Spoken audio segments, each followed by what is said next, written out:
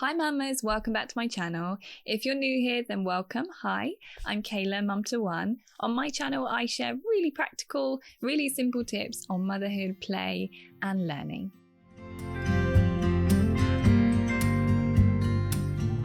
So Montessori can feel really overwhelming. There's a lot to do, or it seems like there's a lot to do. You've got to observe your child, you've got to think up new activities to offer, put new resources out, rotate the shelves, and it can be really overwhelming and especially time consuming for a really busy mum with a never-ending list of things to do. So in this video, I'm going to share ways to make Montessori easier, but more importantly, less time consuming. So if you're a mum or a parent who wants to do Montessori, but you don't have a lot of time, you don't have a lot of ideas, maybe you're not that creative, or you just don't have time to be creative, then keep watching. So my first tip is buy a subscription box. Subscription boxes are simply a box of materials or toys which are sent to you every single month. They're usually based on your child's age. Sometimes it's really specific based on month to month. Sometimes it's quite broad from ages 3 to 5, for example. But the great thing about them is you don't have to do anything apart from open the box, look at what's there, find out what it's all about and put it on the shelf. It's an incredible time saver, saves a lot of stress and energy, which you can then put into being a really awesome mum and spending time with your child and doing the things that you like to do, the things that you're good at. The great thing about subscription boxes is there's no thought involved. Somebody behind the scenes in a lovely company is making sure that you've got brand new resources for your child, potentially based on their interests. You can choose boxes sometimes based on what they're interested in, or seasonal boxes. But the great thing is every single month you get a brand new box through the door with new things to explore. Means that your child doesn't get bored, means there's always something new for them to work on and learn and explore. And to be honest, it's a bit like Christmas came early. I'm actually doing a video next on subscription boxes because I was kindly gifted a couple of subscription boxes from a wonderful local company. So I'm really looking forward to sharing that with you. But it was actually my first time experiencing subscription boxes. So I didn't know a lot about what the experience was going to be like, what was in the boxes. It was definitely a positive experience, but I'm going to share that with you in my next video. So look out for that one. But yeah, it's like Christmas came early. You get the box through and it's so exciting. You just want to rip it open and see what's in there and present it to your child and see what they think. So it's a lot of fun for you and your child. The only downside is it's a commitment. You know, it's a monthly commitment to however much they cost, so between 20 to maybe 40 to 60 pounds depending on who you buy from. So it is a commitment, it does cost money, but if you were looking to save time and that's your motivation, then subscription boxes are a definite way to go. My second tip is activities on the go. And what I mean by that is creating learning experiences and activities whilst you're on the go, in amongst your busy life, busy schedule, and just bringing your child into whatever you're doing and wherever you're going and making that their learning experience. I'll give you some examples. If one of your daily activities is to go for a walk, and that's really important to you and your family, that you get exercise every day, that you're in nature every day, but you don't necessarily know how to make that very fun or come up with ways to enhance their learning, then there are lots of things you can do on that walk. You can spot colours, you can spot flowers, you can learn new vocabulary in amongst the trees and things around you. You can go on animal hunts. You can do like tracking where you can see if you can spot animal tracks. You can listen to sounds. You can do drawing with bark. You can take drawing just into nature, paints into nature, and it creates a whole new experience for them. Just touching, exploring, identifying, just being present, just focusing, not really doing very much, just being there in the environment, in your beautiful world around you. Has such amazing benefits for you and your child, and it's a learning experience all on its own. It doesn't take a lot of prep, it doesn't take any really energy. It's enjoyable for both of you, and it might not feel like an activity, but it really is. Other things you can do whilst you're out and about, not necessarily on walks, but if you're just out shopping, doing some chores and running errands, you can spot letters in the environment, you can look at number plates, you can look at signs as they go past, you can look at signs on the top of shop windows, you can spot colours in shops to make it more fun. So hey, like, let's look for 3 yellow things in this shop, or let's see if we can spot a banana. You know, it's really exciting for your child to be involved and make it more fun. And they're more likely to want to come out with you next time. So another way to help you if you are a really busy mum and you want to do Montessori at home is to prepare the environment for independence. Make sure your child can access their toys and their resources, therefore not needing to ask you for help, not needing assistance from you. It gives them a lot more freedom and it gives you a lot more freedom. So you can get on with a quick job that needs doing, bit of washing up, loading the dishwasher, unloading the dishwasher, those things that we will have to do when we live in a house. It also gives them independence to choose their own activities. They don't have to ask you to find something from the cupboard for them that they can play with. There's everything laid out and prepared in their environment that they can access anytime they want to. And in that moment, they can decide whatever they feel like playing with. They're going to know what's going to engage them more than you are. If they can have free choice. And another thing I'm gonna bring into this video, I did talk about it in the last 2 videos, and you'll be thinking, oh, all she does is go on about this. But I'm gonna say, bring some open-ended materials into the environment. You know that I love open-ended materials, I talk about them all the time. But the most wonderful thing about open-ended materials, particularly if you're busy, is the child's creativity and imagination can run wild, and it's really fantastic for letting them be free in their environment and choose what they want to play with. Because one open-ended material or resource can be played with in hundreds of different ways, and I've experienced it myself. So for example, they could pick up blocks one day, they might use them to build a road. The next day they might want to stack them high and challenge themselves, see how secure they can make the foundation, see how high they can build it before it falls. The next day they might want to build an animal enclosure.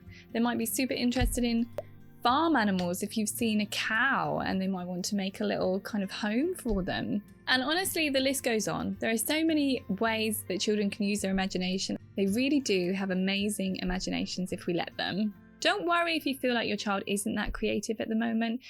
There is a time when they become a lot more creative. I find it's when they get past kind of 2 years old.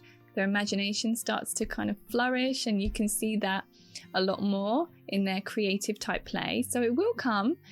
Just let your child be and let them play with whatever they want to play with in their own way, and just try and observe what they're doing. So number 5 is a bit of a weird one, bit of a controversial one, but I'm going to throw it in here anyway.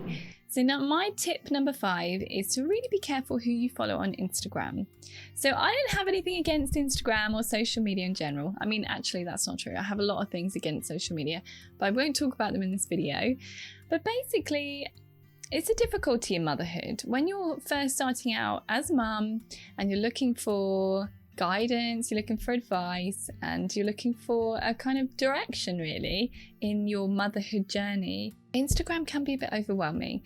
And there is a real thing when it comes to motherhood or just being a human really, and that's comparisons. And I feel like social media and Instagram isn't the best for brand new mums who might not know exactly what they're doing, might not feel completely comfortable in what they're doing. It's a hard journey, especially in the beginning. So comparisons and comparing yourself to other mums and what other mums are doing is just a horrible journey to negative self-talk, not feeling good enough, and generally doesn't help you to be a positive, authentic mum. So that's where I'm coming from when I say be careful who you follow on Instagram. If you struggle with time, if you struggle to set up activities, then looking at Instagram and finding mums who are just got it all together and they have much more time than you potentially, and they look like they're doing the most thrilling and exciting activities all the time, it's just probably going to make you feel inadequate because you don't have the time to do that, or you feel like you might struggle to do that, or whatever your reasons are, and you just might be fighting a losing battle. And I think it's really important as a mum to look after yourself and take care of yourself. So self-care is massive for me, in my mental health in particular. So I'd steer clear of things that aren't going to make me feel good, that aren't going to uplift me, that aren't going to give me that positivity to be the best mum I can be. And that has really helped me to be more of my authentic self, to do things that I feel is right for my family and things that I can do within my time, my means, my creativity as mum. I honestly feel the most important thing in motherhood is to really take care of yourself.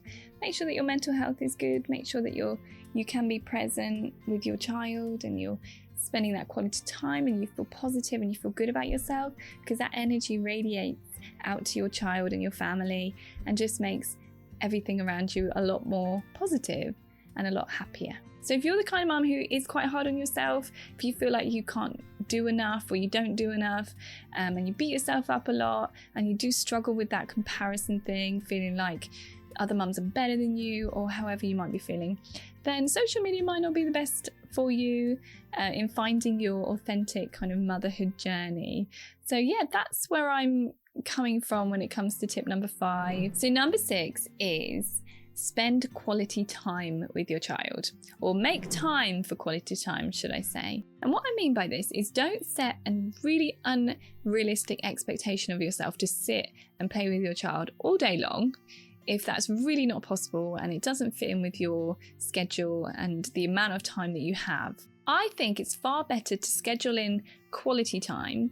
So whether it be an hour, 2 hours, 3 hours, however long you can spare, and make sure that that is really, really good quality time with you and your child. So when I say quality time, it means you, your child, you're completely focused. Nothing else is dragging you away mentally or physically. You've decided at that moment that you are with your child and you're not going to do anything else, and you're going to do whatever your child wants to do. They want to play with you, they want to read together, whatever takes their fancy. But as long as they know that you are fully with them, I think that can be really, really important and really valuable to how you feel and your relationship with your child. So it's not really about how much time you spend with your child, it's about how much time you really spend with your child.